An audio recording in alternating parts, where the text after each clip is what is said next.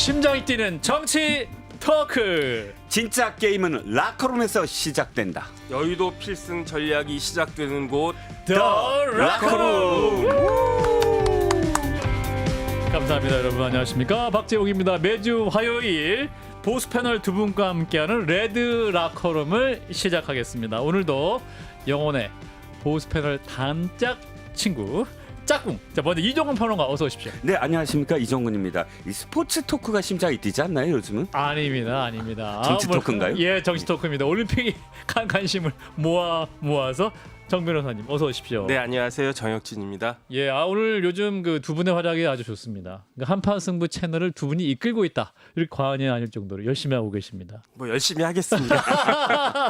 오늘도 잘 부탁드리면서, 자, 그럼 오늘 첫 번째 이슈로 바로 넘어가도록 하겠습니다. 자, 한동훈 대표 요즘 당직 인선을 놓고 굉장히 고심이 깊은 상황인데, 특히 정책위 의장 자리가 문제입니다. 한동훈 대표 어떤 선택을 내릴지 영상을 보면서 추측해 보겠습니다. 화면 주세요.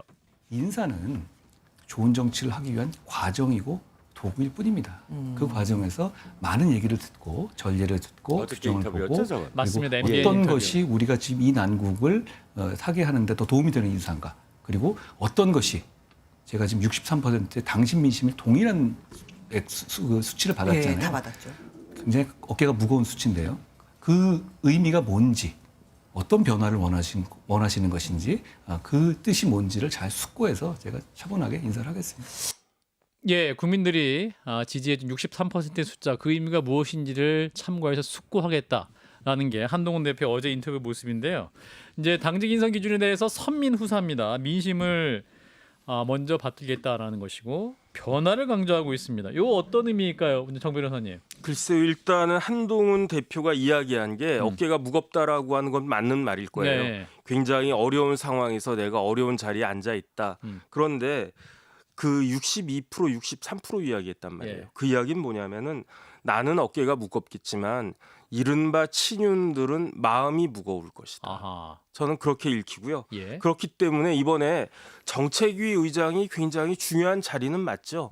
하지만 정책위 의장이 지금처럼 주목받는 거는 국민의힘 당원 때문이에요.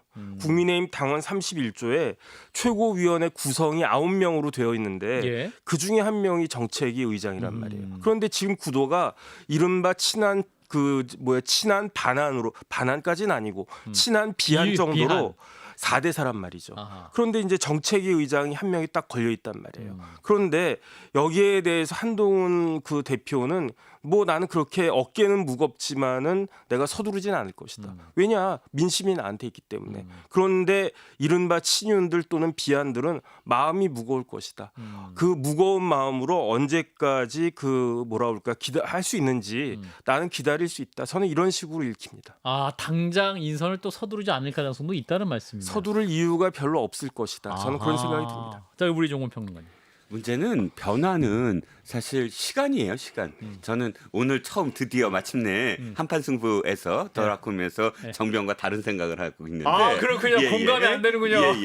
아니, 정변은 시간 굉장히 서두르지 않을 것이다 했는데 저는 서둘러야 한다라고 생각해요. 개혁은 타이밍이기 때문에. 타이밍이다, 속도전이다. 속도전이다. 왜냐하면 변화라고 딱 내줬는데 아하. 변화하는 속도가 없어요. 아하. 이거 변화는 할 건데 예. 에이, 친윤만 뭐 마음이 좀 부담스러울 거야라고 하면 국민들의 입장에서는 아니 변화 분명히 줬어. 근데 왜 빨리 변화 안 하지? 이게 컨벤션 그 기간이거든요. 그 다음부터 봐봐, 성적표 안 나오네.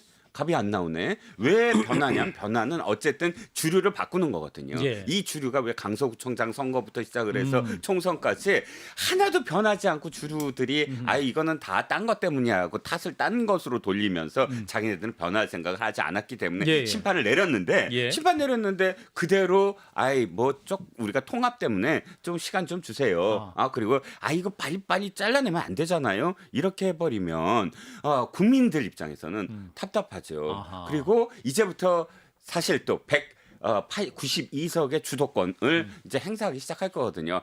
8월 달에 전대 끝나면. 그러니까 저는 정변 말씀 틀렸다고 얘기하는 게 아니라 거꾸로 한동훈 지금 대표 입장에서는 이게 시간이 나한테 주어진 게 얼마 없다라고 생각할 가능성도 좀 있다는 거예요. 예, 그렇군요. 이제 민주당에서도 요즘 이제 최근 민주당 지지율이 떨어진 이유 자체가 총선 끝난 이후에 어떤 정치 효능감 혹은 변화의 모습을 제대로 보이지 못했기 때문에 지지율이 하락했다 이런 분석도 있기 때문에 우리 평론가님 말씀은 빨리 변화에 대한 그 움직임, 반응을 보여주지 않으면 오히려 그 개혁의 동력이 떨어질 수 있다. 그리고 한동훈 대표의 주도권, 그러니까 이니셔티브를 계속 쥐게 하려면 통합은 이니셔티브가 안 돼요. 아하. 사실은 변화가 이니셔티브거든요. 그리고 그렇군요. 부딪히고 하면서 하나씩 깨 나가는 모습이 주도권을 가질 수 있는 모멘텀이라고 생각해요. 한마디로 빨리 잘라라. 그렇죠.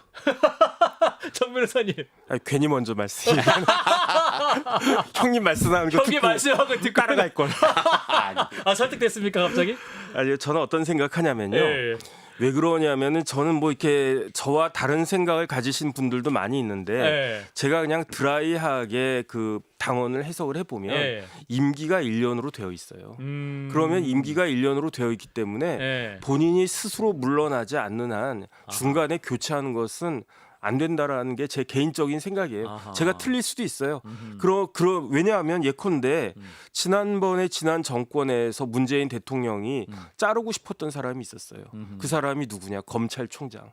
주위에서 다 자르라고 그랬어요. 검찰총장을. 예. 못 잘랐잖아요. 예. 그 검찰청 법에 보면 검찰총장을 임명하는 사람은 누구냐? 대통령이라고 되어 있다고요. 하지만 임기가 2년 있기 때문에 자를 수가 없었다는 이야기죠. 그러니까 결국은 그냥 끙끙 앓다가 윤석열 검찰총장이 스스로 내려오니까 그제서야 비로소 김호수 총장으로 이어지지 않았습니까? 그렇죠. 이게 뭐 이제 뭐 공무원하고 뭐 당직하고 같냐 이런 이야기도 있던데 예. 어찌됐든지 간에 중간에 임기가 있는 정점식 의원을 정책위 의장에서 내려오게 하려면 이런저런 무리수가 있을 수밖에 없다고요. 그런가요? 그거를 제가 한동훈 대표라고 하면 제가 대표라고 하면 뭐 굳이 그럴 필요가 있을까? 아하. 저는 그런 생각이 들고 이런저런 일들로 일어나는 것들에 대해서 오히려 정점식 의장이 책임질 수밖에 없는 그런 상황이 될 수도 있고 여러 가지 것들로 봤기 때문에 예. 아직은 시간은 한동훈에게 있는 것이 아닌가? 전 개인적으로 그렇게 생각이 됩니다. 그렇군요.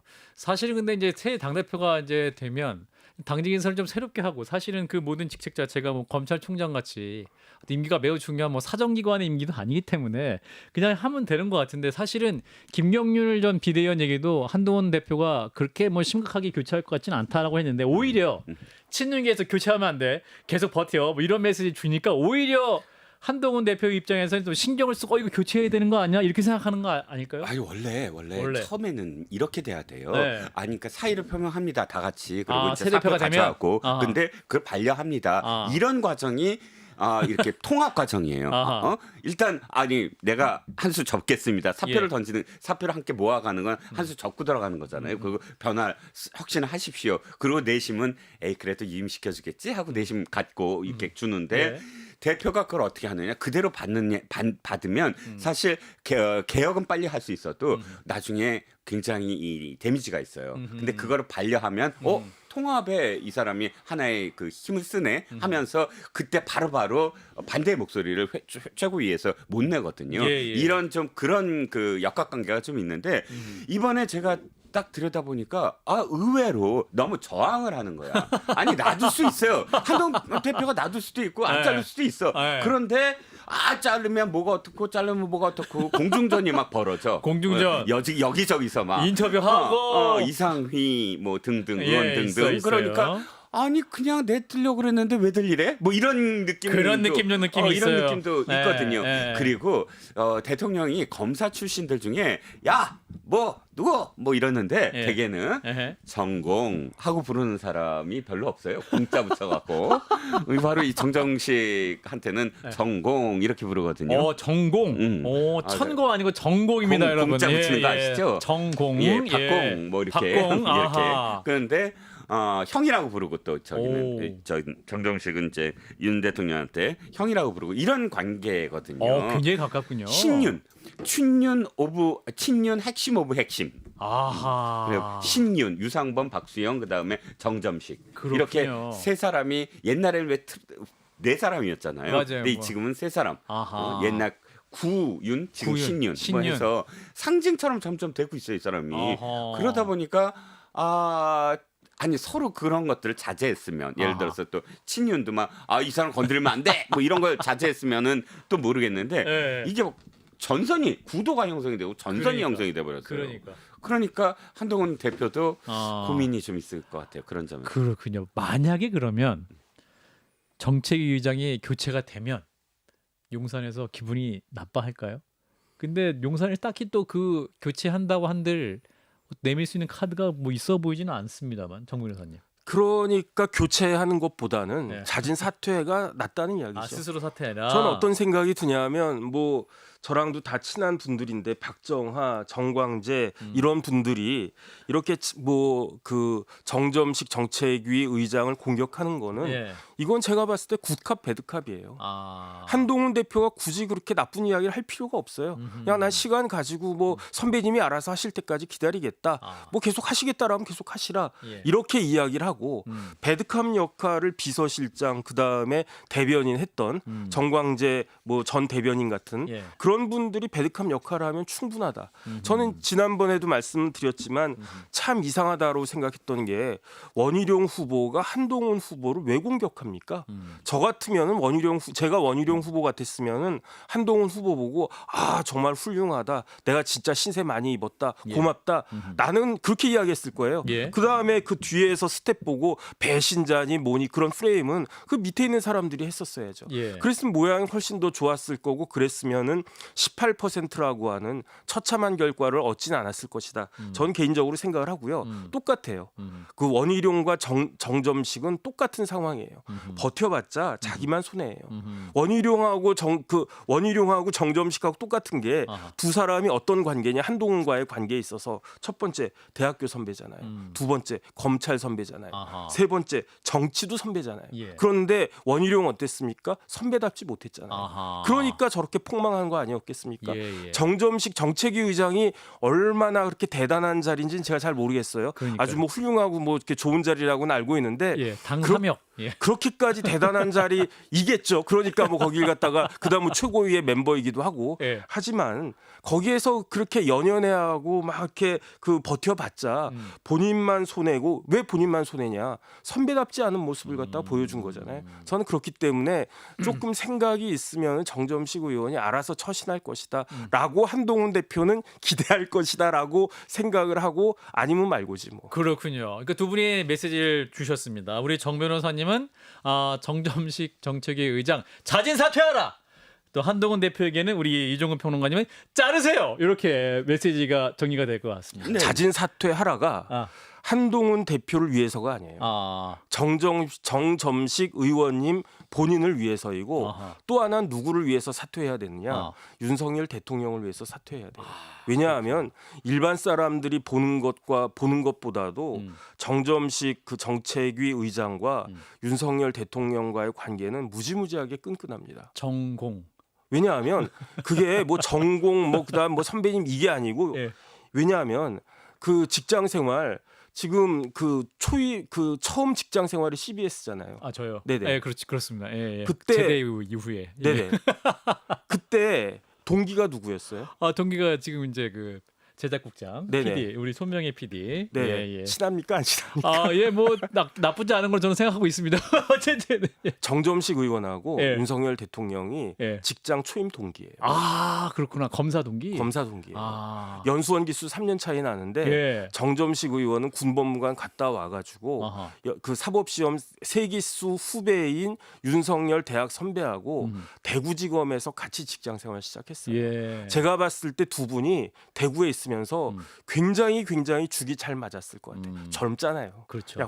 그다음에 이제 검사 됐잖아요. 그렇지니까. 그냥 불끈불끈하잖아요. 예. 그렇기 때문에 정점식 의원이 올해 굉장히 이렇게 불행한 일을 겪으셨잖아요.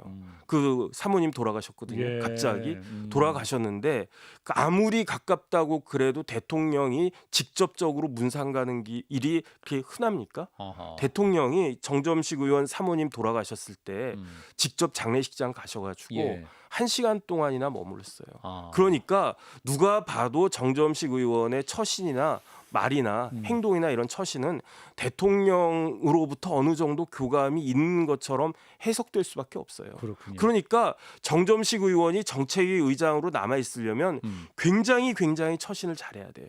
그렇지 않으면 대통령한테 누가 될 수가 있단 말이죠. 그러니까 그런 어려운 자리에 뭐 그렇게 오래 앉아 있고 싶겠습니까? 저는 만약에 저 같으면요 적절한 타이밍 봐가지고 다음 주라도 아니면 이번 주라도 그냥 뭐 제가 봤을 때는 이번 저만해서 뭐 이 정도까지 제가 하고 그 다음에 명분도 좋잖아요. 네. 세수는 세부대. 아하. 그러니까 그 뭐 세수를 갖다가 세부대에서 잘 쓰시기 바랍니다. 이런 식으로 하면서 물러날 것이다라는 게 제 개인적인 생각인데 아하. 아니면 말고죠. 이렇게 어떻게 정리하셨는데 평론가님 들으셨는데 그게 예. 왜 지금 이 정도로 교체가 가까운 사이인지 돼야 몰랐어요. 교체가 돼야 돼. 아. 그것도 있어요. 예. 그 대통령이 방미 예. 처음으로 왜 미국 간 거. 예. 근데 정정식 의원은 외통위가 아니거든요. 아. 전혀 다른 상임이에요. 근데 명단에 넣었다. 같이 갔어요. 같이 가는 명단에. 근데 제가 왜 정책위 의장을 바꿔야 되냐면 원외라서 그래요. 한동훈 대표가 원내면은 그래도 고려할 여지가 있어. 근데 정책위 의장은 정책을 펼치고 자기 회의에서 펼치고 해갖고 그걸 보고하는 게 최고위가 아니라 원내 대책회의에서 해요. 그러니까 정책위 의장은 원내에서 원내 대표에게 보고를 하게 돼 있어요. 예. 당원 당규에 의하면. 그러면 사실 자기네들끼리 갈 수가 있어요. 지금 아하. 추경호 원내대표가 자꾸 이렇게 표현했잖아요. 뭐 선언하듯이 원내는 내가 알아서 합니다. 뭐 이런 식으로 아하. 얘기했잖아요. 예. 그러니까 정책위 의장까지 그렇게 돼버리면 아예 따로 놀 가능성이 있어요. 너무 친윤 색깔 강한 분이 가게 그렇죠. 되면 그렇죠. 그리고 딱 완전히 TK 뭐 PK 뭐 그렇군요. 하면서 영남권이 마치 다 휘어잡는 그런 느낌이 들거든요.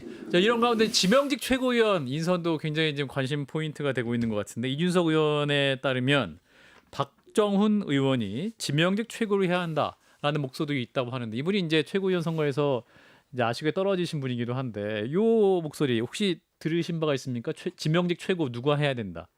누가 해야 지금 누가 정보로 유력하냐? 예. 누가 유력하다? 뭐 취재하신 걸로. 저는 기자가 아니기 때문에 취재를 안 예. 합니다. 오직 법전만 그 법과 원칙에 따라서. 근데 그 누구냐는 건 모르겠지만 네.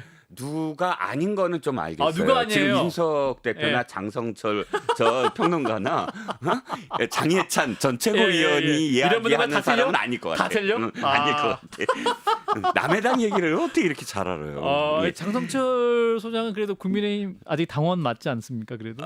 당원이었죠? 그런가요? 예, 개혁신당 당원 아니에요? 그렇게 알고 장성철은- 있는데. 그런가요? 예, 예. 장혜찬 씨가 이제 무소속 소속이가 예, 예. 어쨌든 중요한 건 아니고. 어쨌든 그게 중요한 게 아니고. 예. 아니 이거는 사실 제가 바람도 있지만 아. 지명직 최고는 예. 어떤 자리냐면 예. 이 전체적으로 선출직으로 딱 들어왔는데 거기에서 소외된 뭐 세대로 소외되거나 성별로 소외되거나 지역으로 소외되거나 소외된 목소리를 들어야 된다라고 지명하는 거예요. 그렇죠. 대개는 이쪽 당에서 그러니까 국민의힘 당에서는 호남 쪽 사람들을 주로 해요. 그렇죠, 호남에서 그렇죠. 네. 국회의원이 안 나왔잖아. 네. 근데 호남 쪽에 최고 일을 하는데 호남 쪽에 이야기를 해줄 사람이 없어요. 그러면 그러니까 호남 쪽을 하고 또 거꾸로 민주당도 그렇게 했어요. 지명치고는 예. 영남 쪽, 대구 예. 쪽 뭐 인사를 했어요. 그런 식의 배려 같은 거거든요. 다양성, 다원성. 그런데 여기에 떨어진 사람을 넣었다라고 한다면 한동훈의 개혁이 아니다. 한동훈의 브랜드가 아니다. 한동훈이 계속 저도 러닝메이트도 저는 반대를 했었어요. 한동훈이 러닝메이트라는 거를 굳이 이야기하면서까지 이 최고위에 자기 사람이 몇 명 있어야 된다라는 식으로 정치하는 모습 시작이 이렇게 돼서는 안 된다고 생각을 팀 했거든요. 한동훈. 그런데 지금 이거는 더군다나 더 심해요. 아. 물론 훨씬 더 좋겠죠. 내가 같이 했던 사람이고 최고위에서 가장 목소리 높일 사람이지. 예. 그걸로 지명직을 한다 그럼 지명직 최고라는 취지야 맞는다. 취지가 전혀 살아날 수가 없어요. 정 변호사님 어떤 의견이세요? 글쎄요, 제가 봤을 때 그 지명직 최고위원은 예. 뭐 그 조커 같은 거 아니겠습니까? 조커, 예. 그러면 이 조커를 어떻게 써야 됩니까? 잘 써야 되지 않습니까? 네, 그러니까. 그런데 한동훈 대표한테 부족한 게 여러 가지가 있어요. 예. 일단은 정치 경력 같은 것들도 부족하고 그다음에 뭐 국회의원도 아니지만은 국회의원이 요번에 됐다고 하더라도 초선인데 그 초선도 이제 막 임기 시작한 초선. 이런 것들이 한동훈 대표한테는 부족한 거잖아요. 아하. 그거를 메꾸는 역할로 쪼크를 써야죠.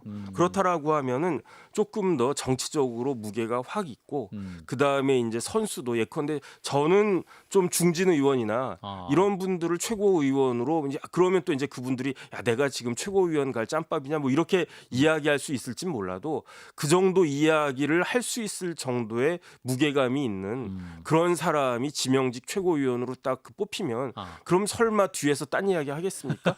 그러면 이 최고회의도 예. 그 굉장히 무게가 있어질 것이 아닌가.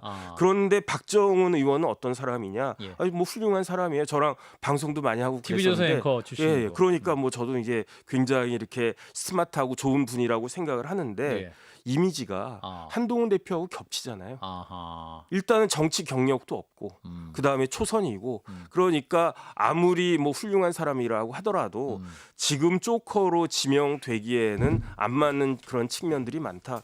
저는 이준석 대표 감이 떨어진 건지 아니면 일부러 이런 식으로 해가지고 혼란을 주려고 하는 건지 잘 모르겠지만 제가 제 생각에는 네. 뭐 다른 분으로 그 지명직 네. 최고위원이 그 선임이 될 것 같다는 생각이 듭니다. 예, 뭐 목소리가 있었던 걸로 알고 있다 정도니까. 예. 자, 이런 가운데 국민의힘 소속 광역지방자치단체장 협의회가 발족이 돼서 이분들이 당 최고위 회의에도 참석하겠다 이렇게 얘기가 나오고 있네요. 이거 좀 굉장히 생경한 것 같기도 한데 이게 당원 당규상 문제가 없는 건가요? 이거 어떻게 보고 계세요? 문제는 없죠. 왜냐하면 뭐 배제한다 그렇게 못 하면 들어온다, 안 이건 된다 아니까. 이런 규정도 없고 그렇군요. 뭐 집어넣는다라는 규정도 없으므로 네. 그건 협의에 의해서 충분히 어느 정도 가능한 일일 것 같고요. 다만 이제 그 의도가 무엇이며 이제 지방선거를 앞두고 맞네요. 가깝게 있으면서 보다 더 지방선거에서 이 당이 승리하기 위해서는 현역 그 지자체 장들의 의견을 많이 들어야 된다. 그리고 그런데 이게 매번 최고위마다 참석한다? 그럼 되나요? 그 지자체 장들이 자기 그 이 도정도 있고 시정도 있는데 있고 매 중앙 정치에 매번 개입하는 꼴이 되잖아요. 예. 그러니까 방법은 이런 건 있어요. 한 달에 한 번 정도의 최고위가 지역 현안을 듣는다. 예. 이런 식으로 해서 월간. 지자체 장들이 참여하는 최고위를 연다. 그건 저는 명분이 있다고 봅니다. 예, 그렇군요. 근데 이제 이 참석하는 멤버가 이제 홍준표 대구시장과 이철우 경북도지사 이 두 분이 있기 때문에 이 두 분이 이제 전당대회 과정에서 한동훈 대표 당시 한동훈 후보에게 견제구를 굉장히 많이 날렸던 분이기 때문에 이 두 분의 존재가 또 최고위 회의에 있으면 굉장히 또 한동훈 대표 입장에서 불편하지 않겠느냐 혹은 견제용이 아니냐 이런 얘기도 있습니다. 정 변호사님. 글쎄요, 지방자치단체 장이 이렇게 최고위원회 회의에 참석한 적이 있었나요? 이게 뭐 좀 낯선 장 풍경이긴 한 것 같습니다. 그 다음에 제가 최고위원회 회의 그 회의장이 예. 그렇게 좀 넓습니까? 언론에 보면 최고위를 그 네. 지역에 내려가서 한 적은 있죠. 그래갖고 아하. 지자체 장들하고 함께 그렇군요. 네네. 했던 적은 있죠. 예. 오늘은 대구에서. 뭐 오늘은 아니 뭐- 그런 경우는 있을 수 있죠. 예컨대 국무회의에는 서울시장이 옵저버로 네. 참석할 수 있잖아요. 예, 맞아요. 뭐 그런 정도는 될 수 있는데 네. 왜냐하면 서울시는 특별시니까. 예. 그런데 저기 지방에 있는 분들이 우르르 몰려와가지고 최고위원회 멤버가 9명이라고 그랬잖아요. 그런데 여기 협의회 사람들은 다 합치면 몇 명입니까? 12명이잖아요. 그러면 우르르 와가지고 뭐 하겠다라고 하는 건지. 처음에는 뭐 그런 것들로 자기들의 어쨌든 그 의사를 표현하는 수단이 그러니까 물리력 같은 것들을 표현할 수 있는 수단이 될 수 있을지는 몰라도 예, 예. 그런 모습이 오히려 그 단체장님, 시장, 도지사들한테는 조금 불편한 오히려 그 역효과를 갖다가 보여주는 그런 일이 될 수 있지 않을까 저는 그런 생각이 들고요. 그 다음에 최고위원회 회의에 와가지고 옵저버로 뭘 하겠다는 겁니까? 의견을 좀 제시하고 의견을 경험을- 갖다가 제시한다. 그 한마디씩 다 하시겠다는 이야기인가? 그래서 그런 것들도 조금 이상하다는 그런 생각이 들고 예. 현안이 있으면 그때 와가지고 뭐 이야기하는 거 그 정도는 괜찮겠는데 예. 지금 이제 이종근 실장님 말씀하신 것처럼 예. 매번 최고위원회 할 때마다 다 그거 갖다가 한다라고 하는 거는 예. 좀 말이 되지가 되지가 않고요. 예. 어쨌든 구성원이 아니고 자격이 없는 사람이 이렇게 자꾸 기웃기웃하면은 그러면 본인이 조금 기웃한다. 그러면 좀 본인 스스로 좀 격을 갖다 깎는 거 아닌가? 더군다나 예. 아니 서울특별시장이고 그 다음에 뭐 그 광역단체장인데 예. 그 정도 무게가 있는 사람이 아, 대선 후보급인 분들도 계시고. 그러니까요. 그런데 왜 자기 자리도 아닌 데를 갖다가 그렇게 오려고 하는 것은 스스로한테도 별로 그러니까 주변 사람들한테 예. 아니, 저분이 왜 저러지 왜 그런 아하. 느낌을 줄 수도 있을 것 같다는 그런 생각이 들어서 어쨌든 지켜보겠습니다. 어쨌든 홍준표 시장이나 이철우 경북도지사나 네. 뭘 먹고 살아요? 네. 표를 먹고 사는 분들이에요. 그렇죠. 네. 그 민심 먹고 살았고 맞아요. 유권자들 움직임 갖고 사실은 앞으로 내 정치 운명이 어떻게 되느냐 가장 빨리 촉을 세우고 가장 빨리 바꾸는 사람들이거든요. 예. 그런데 진짜 놀랐을 거예요. 63% 이건 전체인데 한동훈 아마 대표. 다 들여다봐야 되겠지만 이건 무슨 뜻이에요? 영남권 유권자들이 전혀 영향을 못 미쳤다. 그러니까 이철우 도지사나 홍준표 시장의 영향력이 전혀 안 미쳤다는 거예요. 예. 안 만나줬다 해서 떨어져야 되는데 아하. 안 만나줬는데 만나주든 안 만나주든 나 한동훈 찍을 거야 하고 네. 영남권에서 많이 찍은 거잖아요. 그러니까요. 네. 그러면 누가 바뀌어야 돼요? 한 대표가 바뀌어야 돼요? 아니 홍 시장님과 홍 시장이랑 이철우 이철우 지사가 대표가 바꿔야 그 똑같은 입장을 계속하면 네. 어떻게 되겠습니까? 아하. 저 63%가 나를 어떻게 볼 거야?라고 생각하지 않을까요? 아하, 그렇군요. 네. 그럼 뭐 이제 어떤 최고위 참여에 대해서 그렇게 뭐 강하게 여기서 뭐 갈등이 있거나 이러진 않을 것이다. 그 제가 말씀드리지만 이거는 예. 그러니까 최고위에 뭐 참석하겠다 이게 불가능해요. 하긴 뭐 매일 올 수도 없는 그 것이고. 예. 욕 먹어야지. 시정 도정은 어떻게 하고 알겠습니다. 중앙 정치를 기웃거려. 또 기웃거렸다. 예, 뭐 두 분 다 동시에 얘기하셨기 예, 때문에 자 여기까지 하고 두 번째 화면 넘어가겠습니다. 자 그동안 이제 김건희 여사 문제가 불거질 때마다 이 제2 부속실 설치를 해야 된다. 뭐 여야 내에서도 목소리가 있었고 이번 전당대회에서도 각 후보들이 말씀도 하긴 했는데 관련 영상을 보면서 말씀 이어갑니다. 제2부속실 같은 경우는 지금 우리 비서실에서 검토를 하고 있습니다. 네. 그런데 이런 일을 예방하는 데는 별로 도움이 안 되는 것 같습니다. 어떤 제도든지 간에. 만약에 어떤 비위가 있거나 문제가 있을 때 사후에 감찰하고 하는 것이지 뭐 예방할 수 있는 건 아닌 것 같고요. 제2부속실이 있었더라도 제 아내가 내치지 못해가지고 자꾸 오겠다고 하니까 사실상 통보하고 밀고 들어오는 건데 그거를 박절하게 막지 못한다면은 제2부속실이 있어도 만날 수밖에 없는 거 아니겠습니까? 예, 지난 2월에 이제 대통령의 KBS 대담 관련 장면에서 이제 제2부속실 설치와 관련해서 대통령이 직접 입장을 밝힌 장면이었습니다. 이제 이 당시만 해도 이제 대통령은 좀 설치에 부정적이다라는 뉘앙스를 받았었는데 이번에 또 이제 대통령실에서 설치하기로 최종 결정하고 지금 움직이고 있는 상황인 것 같습니다. 자, 지금까지 안 하다가 이 시점에 또 갑자기 또 대통령실에서 설치를 추진하는 상황 어떻게 보고 계신지 이종훈 평론가. 아침에 등교 시간에 학생이 등교를 했습니다. 예. 박수 받아야 될 일인가요? 아, 당연한 거잖아요. 학교 가는 게 학생이 학교 가는데 학생이 뭘 박수 학교 가는데 학생이 등교 시간에 학교 갔어야지. 근데 안 가고 예. 검토하고 있는 거예요. 오늘 뭘 학교 가야 될 갈까? 것인가 말. 하고 계속 검토해. 시험을 볼까 말까. 시험 볼까? 수능 칠까 말까. 이게 안 이거 뭐 내가 그 뭐 학교 가도 난 안 바뀌어. 뭐 성적 똑같을 텐데 네. 내가 왜 학교 가야 돼 하면서 네. 검토하고 있는 것과 똑같다고 생각해요. 그러네. 너무 당연한 거였어요. 아하. 그러니까 없어서 좋을 일은 뭐가 있어요, 그러면? 없어서 지금까지 장점이 있었나요? 2년 동안? 없었어요. 예. 그리고 투명하지 않았고 그러니까 공개적이지 않았어요.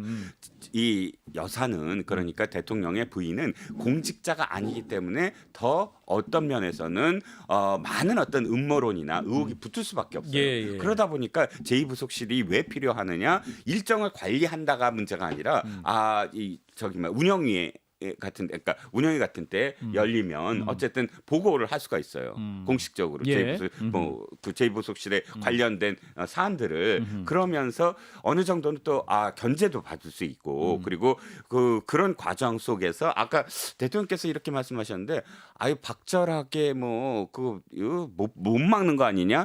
아니죠. 제2부속실과 그다음에 특별감찰관과 그다음에 민정수석실 밑에 특별감찰관이죠. 예.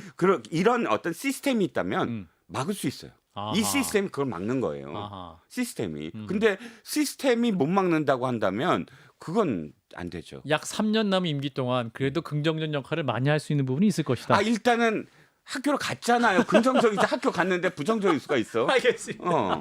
박수는 못 보내지만 학생이 학교 간 정도 수준의 이야기 너무 당연하다라는 게 우리 평론가님 말씀이고 정 변호사님. 글쎄요, 제2부속실 만드는 게 학교 가는 건 아니라고 생각해요. 오늘 두 분이 약간 조금 호흡이 싸브로. 잘 맞고 있어요. 싸브로. 네, 싸브로. 아니 펜싱해 왜냐하면 주세요.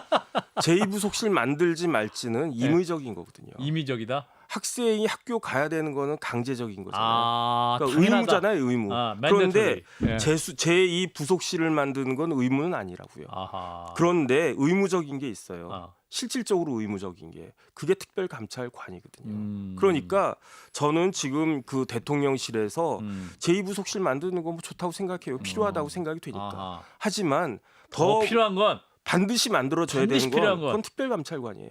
이거는 아하. 특별감찰관 법이 있지 않습니까? 그렇죠. 대통령이 검찰총장 출신이시잖아요. 맞아요. 저는 왜 지금까지 특별감찰관이 임명되고 있지 않은지 뭐 야당 탓되고 뭐 그러는데 뭐 그게 뭐 야당 탓할 일이겠습니까? 적극적인 의지를 갖다가 보여야 된다. 그런 생각이 들고 예. 그 다음에 더 중요한 건 뭐냐면요. 경호실의 문제예요. 만약에 저 영부인이 최재형 씨 만나기 싫다라고 했는데 막 밀고 들어와서 어쩔 수 없이 만났다. 예. 그게 제2부속실이 없어서 그랬습니까? 아니거든요. 예. 그거는 전적으로 경호실 책임이에요. 아. 왜냐하면 최재형 씨는 영부인이 만나지 말아야 될 사람, 만나서는 안 될 사람이에요. 왜냐하면 저 사람은 사상이 굉장히 의심스러운 사람이에요. 지금 저 사람은 최재형 씨는요, 북한을 수십 차례 왔다 갔다 한 사람이에요. 제가 찾아보니까 최재형 씨가 북한에 대해서 찬양한 글이 수백 페이지가 넘어요. 그 다음에 최재형이 목사라고 하지만 뭐라고 이야기했느냐? 북한에는 제대로 된 교회가 있고 남한의 교회는 다 가짜 교회다. 김정은은 진짜로 제대로 된 수령이다. 수령으로서의 인품과 자질이 충분하다.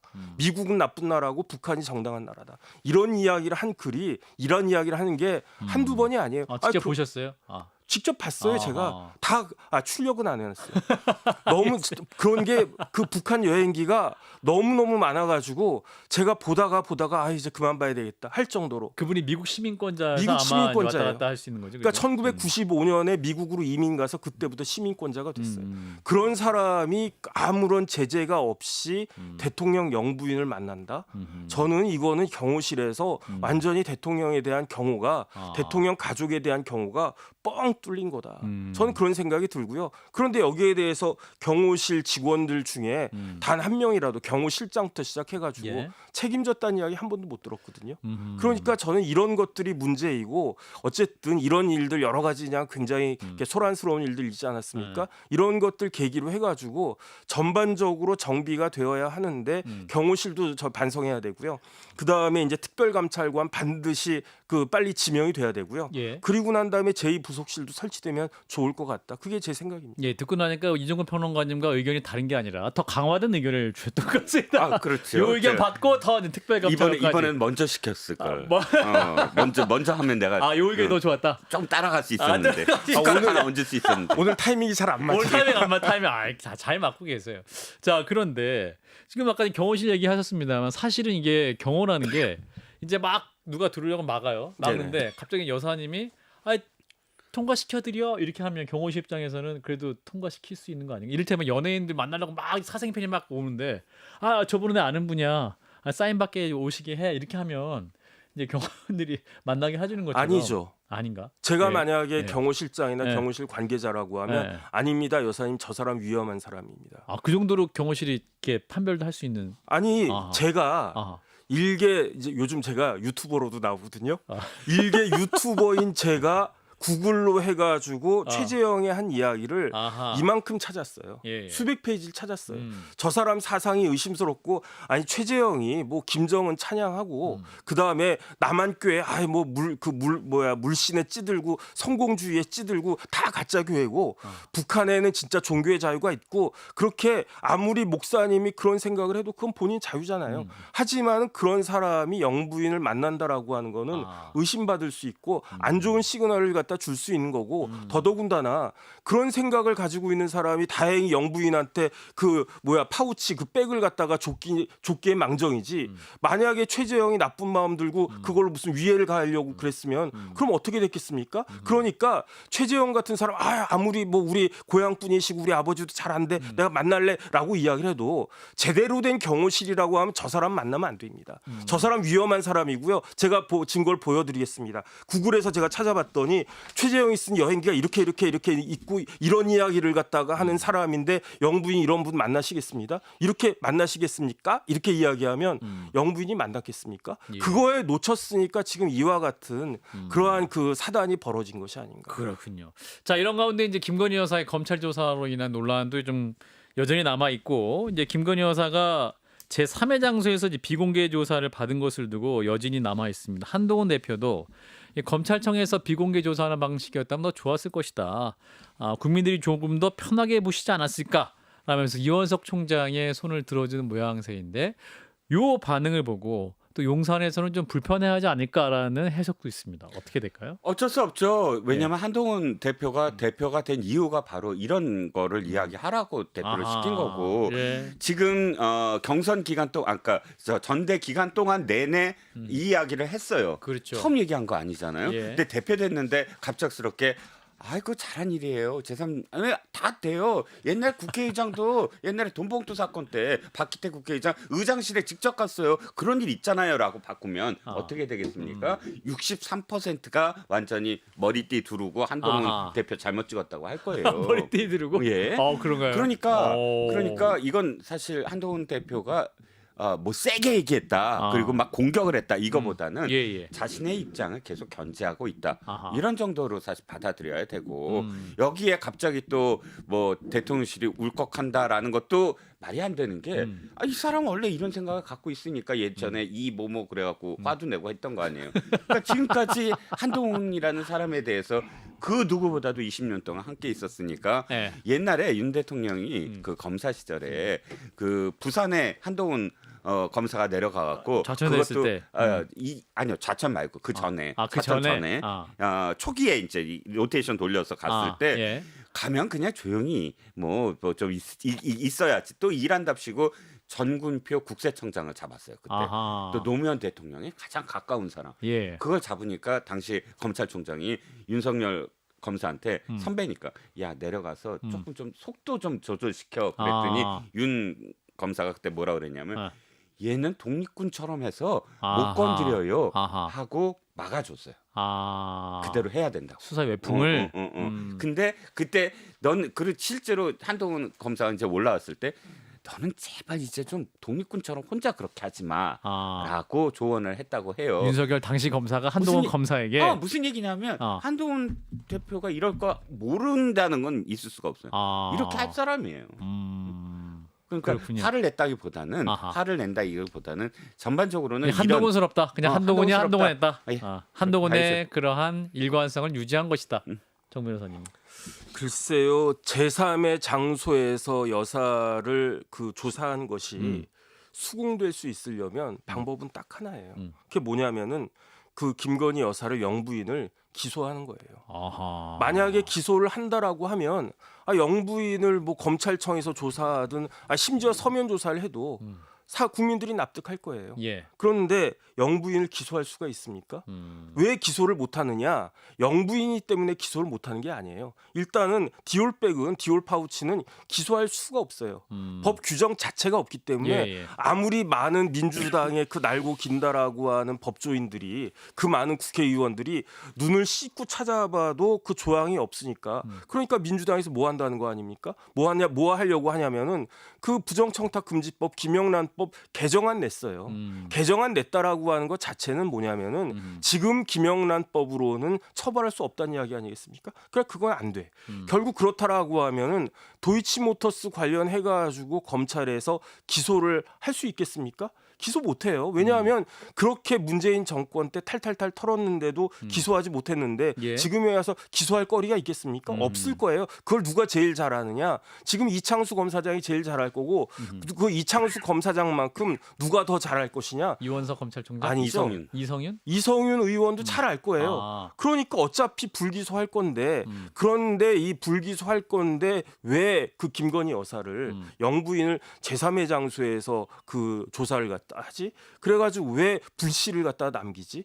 저 같으면 이해가 안 되는 거예요. 저 같으면 오히려 영부인한테 양해 구하고 어차피 영부인 그 우리가 다 봤는데 그 기소할 거 없습니다. 그 다음에 이제 그렇기 때문에 불기소 처분, 무혐의 처분 할 수밖에 없습니다. 그러니까 그냥 이런 것들 다 보여주셔가지고 그냥 검찰청 나오셔가지고 그냥 하시고 싶은 말씀 하시면 좋겠습니다. 이러면 끝날 거를 왜 이를 키우는지 저는 모르겠고 이것이 사실은 상식적인 것이다. 저는 그렇게 생각이 됩니다.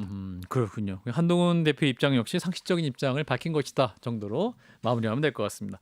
자, 시간이 거의 다 돼서 이제 세 번째 영상을 좀 보겠습니다. 마지막 이슈는 국회로 가겠는데 지금 이분의 발언이 논란입니다. 관련 영상을 봅니다. 국회의원의 어떤 면책특권을 남용한 한 인간에 대한 심각한 인신공격, 박충건 명예훼손, 국민의힘 의원이죠. 집단공격, 인민재판이 아닌가 이런 생각이 듭니다. 저기요. 이번에 새롭게 예, 맞습니다. 저 입성하신 분이죠. 예. 전체주의 국가에서 생활하시다 보니 민주주의적 원칙이 안 보이십니까? 인민재판이라는 표현을 여기서 쓰는 게 말이 됩니까? 그게 무슨 막말입니까 그게? 여기가 대한민국 국회입니다. 인민재판이라는 표현이 말이 됩니까? 예, 그러니까 지금 관련 발언했던 박충건 의원이 이제 북한에서 탈북민 출신인 분인 거죠. 네네. 그런데 이런 분에게 이제 최민희 과방위원장이 발언한 것인데 이제 그 여야 간에 좀 논란이 있어서 이 발언은 어떻게 보셨습니까? 결국? 이게 예. 대표적인 헤이트 스피치예요. 혐오 발언이에요. 예. 이거는 법적으로 제재를 가할 수 있는 발언이거든요. 음흠. 헤이트 스피치는 뭐냐면 성과 또는 지역 출신 또는 국적 또는 세대 뭐 이런 종교 이런 부분을 갖고 특정 편견을 씹어줄 의도를 갖고 선전선동하는 어떤 표현을 쓴다. 이게 네. 이제 헤이트 스피치인데 예. 보세요. 이야기가 어떻게 됐냐면 전체주의에서 생활했기 때문에 민주주의를 모른다라고 북한에서 탈출한 사람들을 전체적으로 다 그렇게 편견을 심어줬어요. 그러면 앞으로 이 탈북자들이 어떻게 우리나라에 정착하겠습니까? 독일을 한번 예를 들게요. 예. 독일이 통독했잖아요. 그런데 사실 서독과 동독이 너무나 생활 차이가 있어요. 서독인들은 저 못 사는 사람들을 위해서 우리가 어마어마한 돈을 지금 우리 주머니에서 세금으로 내갖고 좀 통일을 해야 돼. 그러면서 깔봤어요. 예. 그런데 여기서 헤이트 스피치가 나와요. 그래서 뭐 동독인을 깔보는 발언, 물론 여기 동독인을 깔보다 이게 아니고 특정 지역 출신을 상대로 해서 편견을 갖는 발언을 한다. 3년형이에요. 아, 3년형. 오. 통일을 위해서. 이 공동체의 그 존속을 위해서. 그런데 지금 이게 이 당을 한두 번이 아니에요. 벌써 박영수 의원이 태영호 의원을 향해서 북한에서 온 쓰레기라고 했죠. 그 다음에 그 멀리 2012년도에는 임수경 의원이 뭐라고 했습니까? 탈북자 대학생한테 아니 근본도 없는 탈북자가 국회의원한테 대들어 이렇게 얘기했다가 파장이 일었잖아요. 전반적으로 뭐 차별금지법을 주장하는 이 민주당 의원들의 예. 탈북자에 대한 기본적인 인식이 잘못되어 있다는 겁니다.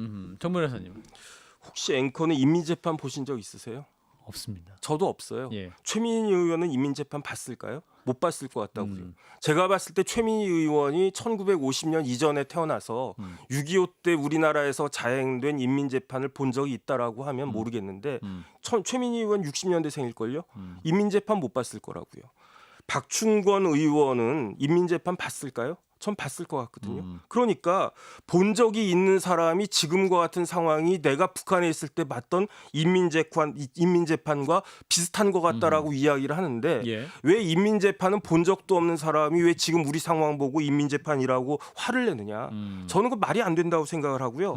오히려 지금 같은 상황이 인민재판일 수도 있다라고 하는 것을 생각하면서 예. 반성해야 되는 거 아닌가? 저는 그런 생각이 들고요. 거기에다가 지금 조금 전에 이종근 실장이 말씀하신 것처럼 북한에서 내려온 그런 분들에 대한 그런 헤이트 스피치까지 더해지니까 그러니까 결국 최민희 위원장 어땠습니까? 사과했잖아요. 저는 최민희 위원장 사과한 거 본 기억이 거의 없는데 사과했잖아요. 예. 그만큼 큰 실수를 한 것이다. 그렇게 생각이 됩니다. 그렇군요. 시간이 거의 다 됐는데 그래도 요 한 말씀씩만 듣겠습니다. 이진숙 방통위원장 후보자에 대한 인사청문회 이제 끝이 났고 이제 그 대통령실의 청문 보고서 송부를 요청한 상태이긴 한데 청문회 과정 감상평이랄까 짧게 한 말씀씩 주시면.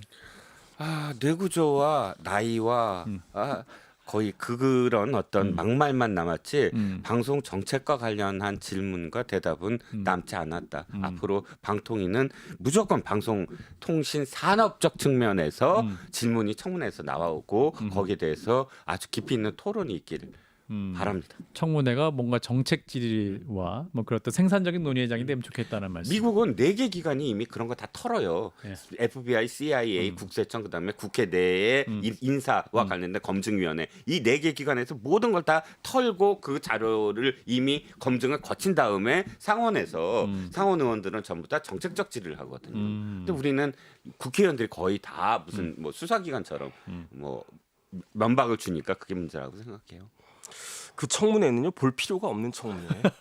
왜냐하면 끝이 의미가 났습니다. 없어요. 예. 왜 의미가 없느냐? 예. 이진숙 후보자가 방송위원장 깜입니까?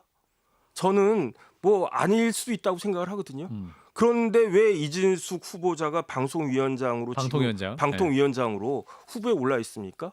지금 이동관 위원장을 탄핵한다라고 협박해가지고 방통위의 그 기능을 정지시키겠다라고 협박하니까 어쩔 수 없이 사퇴했잖아요. 그 다음에 김홍일 위원장 와가지고 하고 있는데 위법하게 이거 탄핵은 위법한 거거든요. 왜 위법한 거냐? 탄핵 사유는 재직 중의 사유란 말이에요. 그런데 이동관 위원장이 재직 중에 뭐 잘못한 거 있습니까? 나쁜 짓을 하려고 해도 시간이 필요한 거예요. 김홍일 위원장 검사장 출신인데 잘못을 했겠습니까? 하고 싶어도 내가 검사장이고 내가 할 거 다 했는데 지금 해가지고 내가 무슨 그런 걸 받으려고 마찬가지로 그렇기 때문에 이진숙 후보자가 방통위원장이 되려고 하는데 여기에 대해서 무슨 청문회가 의미가 있는가?